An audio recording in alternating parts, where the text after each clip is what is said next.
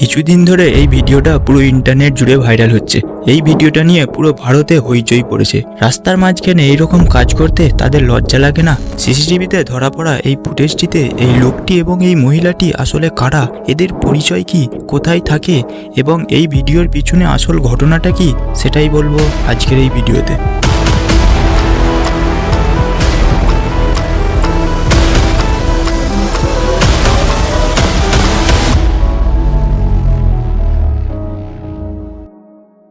13ই মে 2025 দিল্লি মুম্বাই এক্সপ্রেসওয়ের পাশে একটি সাদা গাড়ি থেমে থাকে।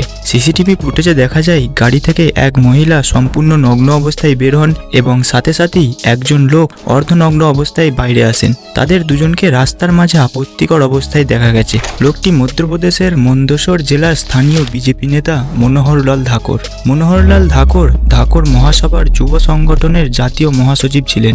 যদিও তিনি বিজেপির কোনো গুরুত্বপূর্ণ পদে ছিলেন না, তবে তিনি দলের একজন সমর্থক হিসেবেই পরিচিত ছিলেন। তার স্ত্রী সোহনবাই ভানি জেলা পঞ্চায়েত সদস্য। বিজেপি জেলা সভাপতি রাজেশ দীক্ষিত স্পষ্ট করেছেন যে মনোহরলাল ধাকর দলের প্রাথমিক সদস্য নন। অন্যদিকে নগ্ন অবস্থায় ভিডিওতে যে মহিলাকে দেখা যাচ্ছে তার সেরকম কোনো পরিচয় পাওয়া যায়নি। ভানপুরা থানায় মনোহরলাল ধাকর এবং তার মহিলা সঙ্গীর বিরুদ্ধে ভারতীয় দণ্ডবিধির ধারা 296 অনুযায়ী প্রকাশ্যে অশ্লীলতা এবং ধারা 265 অনুযায়ী জীবন বা সম্পত্তি ক্ষতি করায় এফআইআর দায়ের করা হয়েছে। পুলিশ সূত্রে জানা গেছে সিসিটিভিতে যে সাদা গাড়িটি দেখা গিয়েছে তা মনোহরলাল ধাকরের নামেই নিবদ্ধ। পুলিশ তাকে গ্রেপ্তার করলেও কিছুদিনের মধ্যেই জামিনে মুক্তি পান মনোহরলাল ধাকর।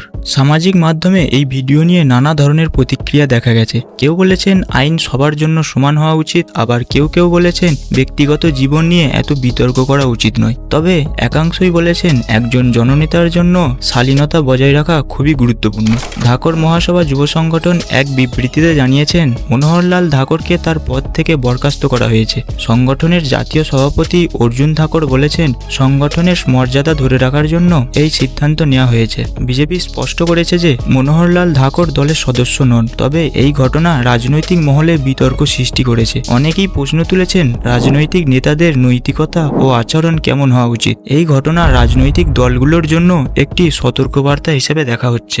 মনোহরলাল ধাকরের এই ঘটনা আমাদের সমাজে রাজনৈতিক নেতাদের আচরণ ও নৈতিকতা নিয়ে প্রশ্ন তুলছে। একজন জননেতার জন্য শালীনতা ও দায়িত্ববোধ অত্যন্ত গুরুত্বপূর্ণ।